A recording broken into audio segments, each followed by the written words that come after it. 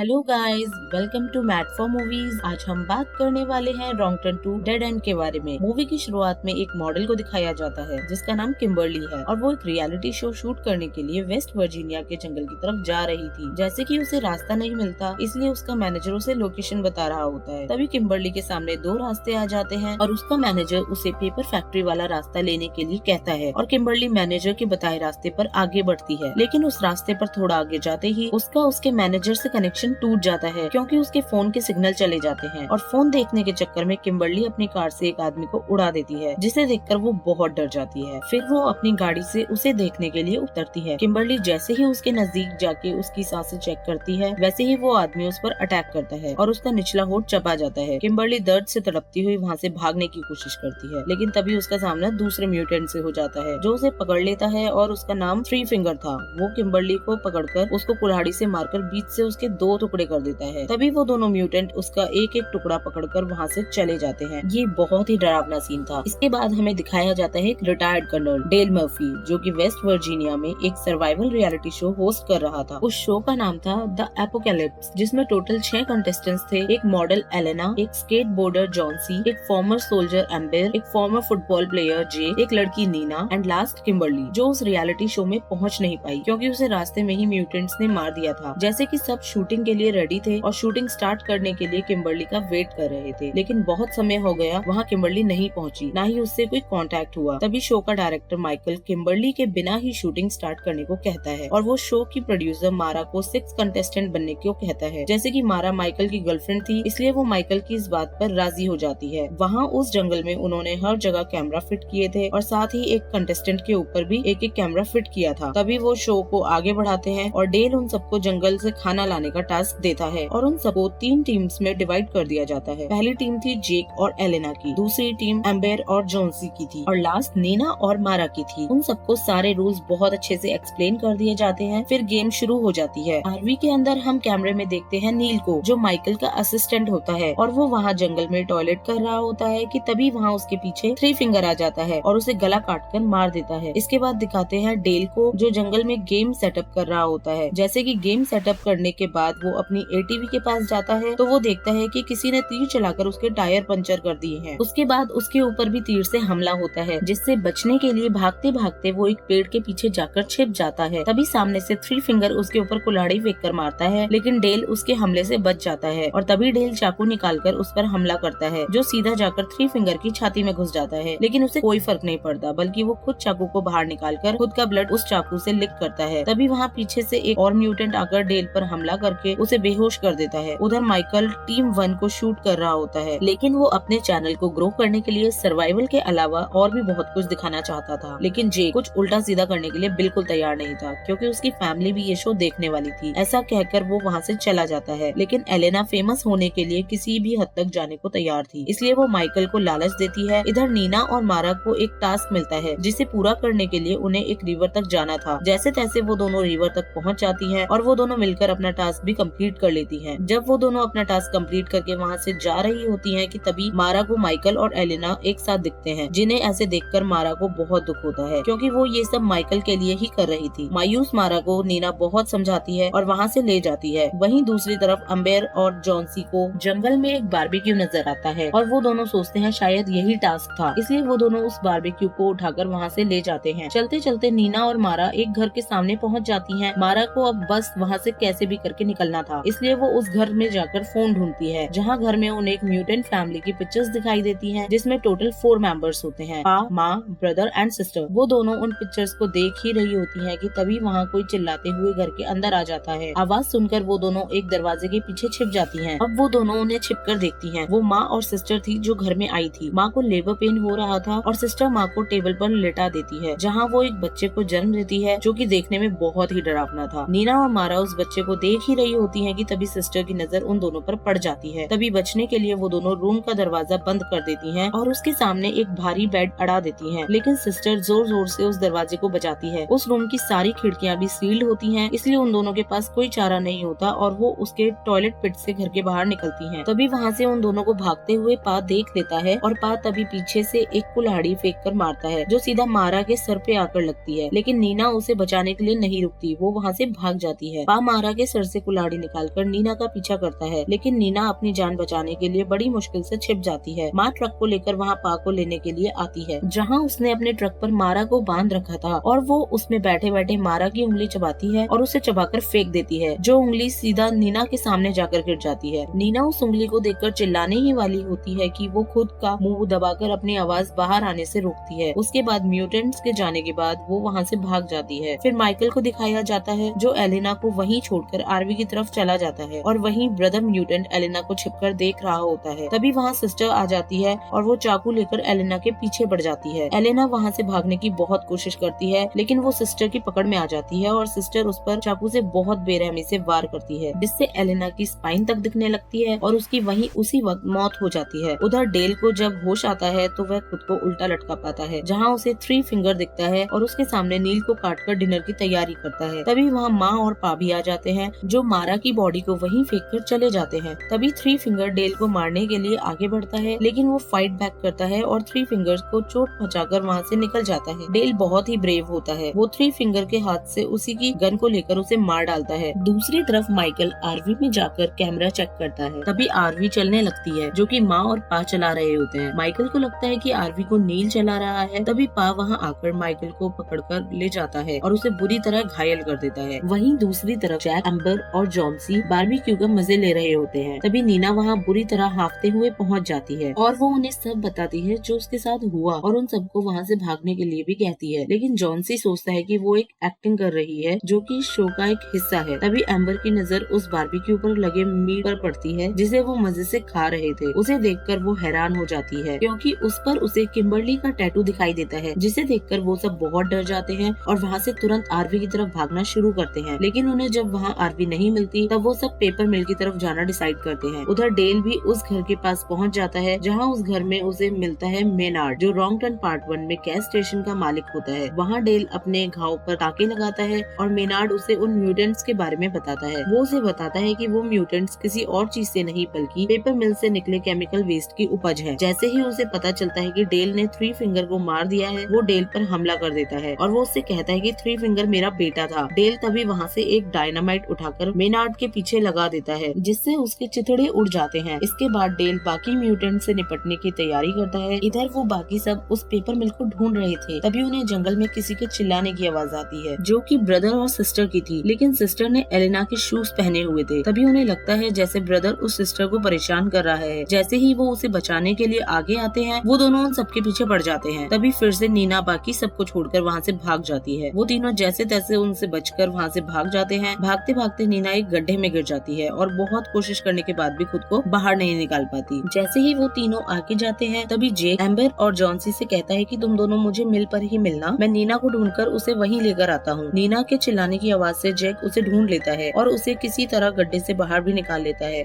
लेकिन ये सब करते हुए उसका शोल्डर डिसलोकेट हो जाता है। तभी उन दोनों को वहाँ एक ट्रक की आवाज आती है और वो वहाँ से भागना शुरू करते हैं। भागते भागते वो बिल्कुल एज तक पहुँच जाते हैं, जहाँ उनके आगे कोई रास्ता नहीं बल्कि एक रिवर होती है। तभी उनके पीछे वहाँ सिस्टर आ जाती है और उन पर गोलियां चलाने लगती है। अब उनके पास कोई रास्ता नहीं होता, इसलिए वो दोनों अपनी जान बचाने के लिए नदी में छलांग लगा देते हैं। वहीं दूसरी तरफ मिल की तरफ भागते भागते जॉन्सी एक ट्रैप में फंस जाता है और उसे बचाने के चक्कर में एम्बर भी उस ट्रैप में फंस जाती है। तभी पा और ब्रदर वहाँ पहुँच जाते हैं और पा उन पर निशाना लगाने ही वाला था कि उसका बेटा निशाने लगाने के लिए बोलता है और पा अपने बेटे की बात को मान लेता है और ब्रदर उन दोनों को एक ही तीर से मार डालता है। नीना और जेक किसी तरह मिल तक पहुँच जाते हैं, जहाँ उन्हें एक अलमीरा में बंद एक छोटी बच्ची का स्केलेटन मिलता है, जिसे देखकर नीना बहुत डर जाती है। वो दोनों सोचते हैं शायद उन म्यूटेंट से बचने के लिए वो बच्ची वहाँ छुपी होगी और वो वहीं इंतजार करते करते मर गई। नीना वहाँ से भागने लगती है। तभी जेक उसे एम्बर और जॉन्सी का वेट करने के लिए कहता है। वहाँ उन दोनों को बहुत सी कार्ड्स नजर आती हैं, जो शायद पहले के कई विक्टिम्स की थी और उन्हीं में उनकी आरवी भी थी, जिसमें